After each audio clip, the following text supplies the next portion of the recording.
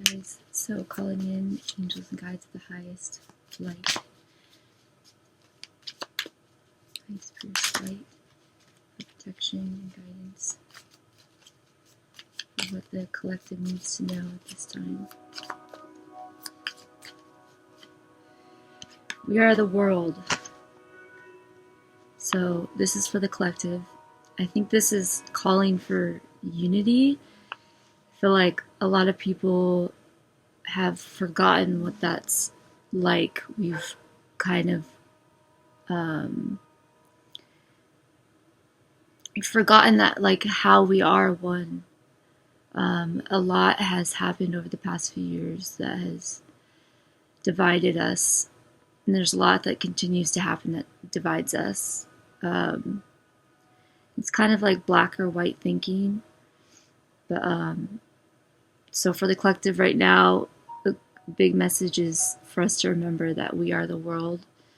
And sometimes it's hard to see yourself in another when we're just seeing another through the filter of social media. When if we were to meet people on a personal level, one-to-one, and actually have a deep conversation about like their lives, we might then be able to see ourselves in one another. But we're so caught up in the topics and discussions of things and like the technology filter that we're like not able to see the human behind the mask per se. So the angels or guides are trying to remind us that we are the world, that we are one another at the end of the day. What else do angels and guides of the highest light do we need to know? Does the collective need to know at this time?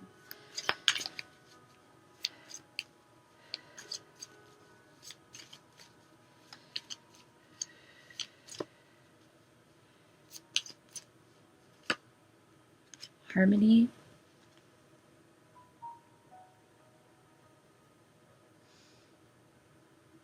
So there's something about harmony that when we find harmony within ourselves, we're more easily able to find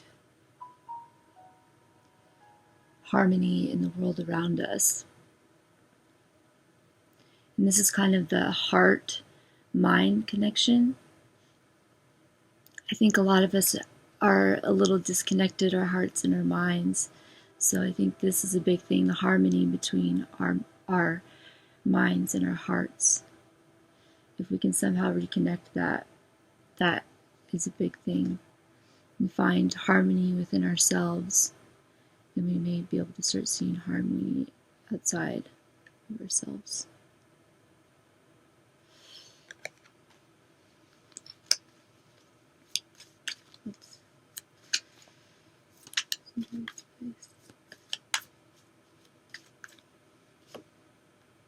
Experiencing. So let me read that. If I can find the booklet.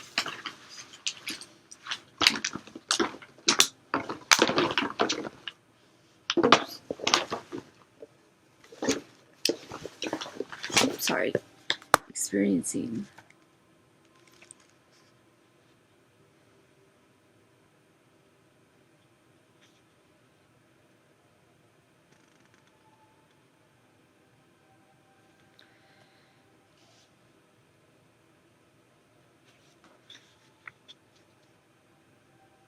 Easy to.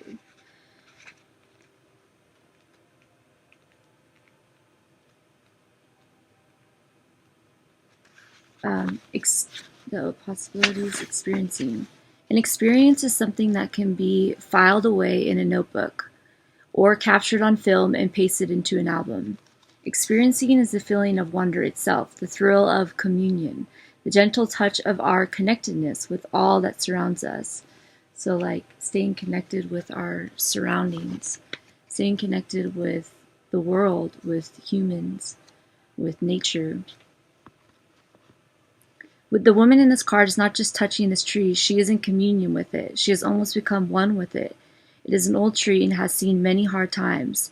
Her touch is gentle I'm getting that like connecting with nature can help us connect with the truth of we are the world, of how we are one, reconnecting with the truth of that earth has to tell us, um, the truth of the depth of every human, um, behind the facade, behind the mask, the truth of the hard times that every human goes through. We're all so caught up in like this reestablishing this mask and in like defending this mask where we're completely, the soul is completely different in that it doesn't seek to prove this mask. The soul seeks to connect with the truth, which is that we are one, more unity perspective, which is really hard.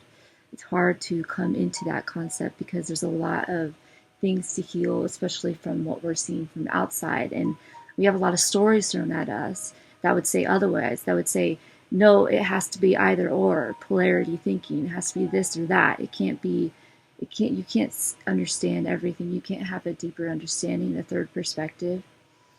But we can. And it does, I believe it does take reconnecting with the soul. And that's what nature can help us do. Okay, anything else? Okay, mind pops up. And that's a good reminder of what we were just talking about, is how a lot of us have disconnected our mind from our hearts and our mind from our soul, which is where we could find or connect to our soul more easily through our hearts. 70.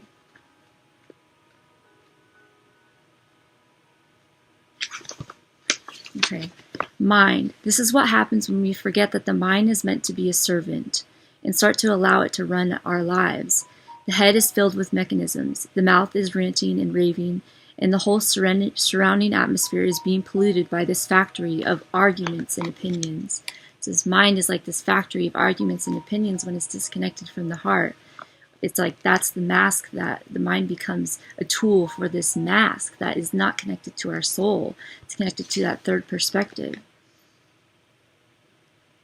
But wait, you say, the mind is what makes us human. It's the source of all progress, all great truths.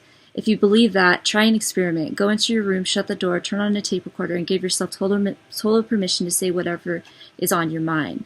If you really allow it to all come out without any censorship or editing, you'll be amazed at the amount of rubbish that comes spewing forth. The page of clouds is telling you that somebody somewhere is stuck in a head trip. Take a look and make sure it isn't you. This is the situation of your head. I see cycle handles and pedals and strange things that you have gathered from everywhere. Such a small head and no space to live in. And the rubbish goes on moving in your head. Your head goes on spinning and weaving. It keeps you occupied. Just think what kind of thoughts go on inside your mind. One day just sit, close your doors, and write down for half an hour whatsoever is passing in your mind. This cloud has to be dropped. With this cloud, it remains in the passing in your mind. You will understand what I mean. You will be surprised what goes on inside your mind. It remains in the background, just constantly there. It surrounds you like a cloud. With this cloud, you cannot know reality. You cannot attain to spiritual perception. This cloud has to be dropped, and it is just with your decision to drop it that it will disappear. You are clinging to it. The cloud is not interested in you. Remember that. So I think that's a big message for humanity right now, and it all kind of interconnects with the cards that we are getting. How if we don't teach the mind to serve our soul, to serve our heart, to serve something greater, then the mind will take over, and we'll just be hearing the opinions of others, and we'll forget to connect back to a deeper truth. Okay, anything else in this guy's eyes? Just like the collective needs to know at this time.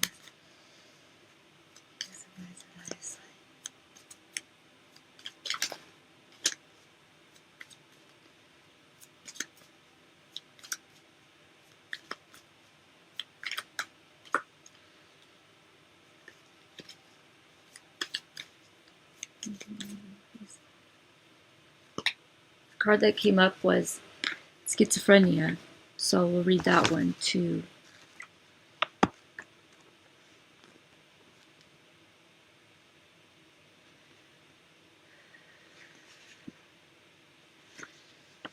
120. And it looks like the representation of that is like this split, and that's exactly what we're talking about. Was over the past few years we've seen this split within the collective, and it's like barely hanging on between the two. So the person on this card brings a new twist to the old ideas of getting stuck between a rock and a hard place. But we are in precisely this sort of situation when we get stuck in the indecisive and dualistic aspects of the mind. Should I let my arms go and fall head first, or let my legs go and fall feet first? Should I go here or there? Should I say yes or no? And whatever decision we make, we will always wonder if we should have decided the other way. The only way out of this dilemma is, unfortunately, to let go of both at once. You can't work your way out of this one by solving it, making lists of pros and cons, or in any way working it out with your mind. Better to follow your heart, if you can find it. If you can't find it, just jump. Your heart will start beating so fast there will be no mistake about it, about where it is. Man is split. Schizophrenia is a normal condition of man, at least now. It may not have been so in the primitive world, but centuries of conditioning, civilization, culture, and religion have made man a crowd, divided, split, contradictory. But because the split is against his nature, deep down somewhere hidden, the unity still survives. Because the soul of man is one, all the conditionings at the most destroy the periphery of the man. But the center remains untouched. That's how man continues to live, but his life has become a hell. The whole effort of Zen is how to drop this schizophrenia, how to drop this split personality, how to drop the divided mind of man, how to become undivided, integrated, centered, crystallized. The way you are, you cannot say that you are. You don't have a being. You are a marketplace, many voices. If you want to say yes, immediately the no is there. You cannot even utter a simple word yes with totality. In this way, happiness is not possible. Unhappiness is a natural consequence of a split personality. So it seems like the state of the collective is in a state of schizophrenia, and a state of a split personality where we've lost sight of unity, which is the heart of man, the heart of the soul. So I think that's a big message for the collective at this time.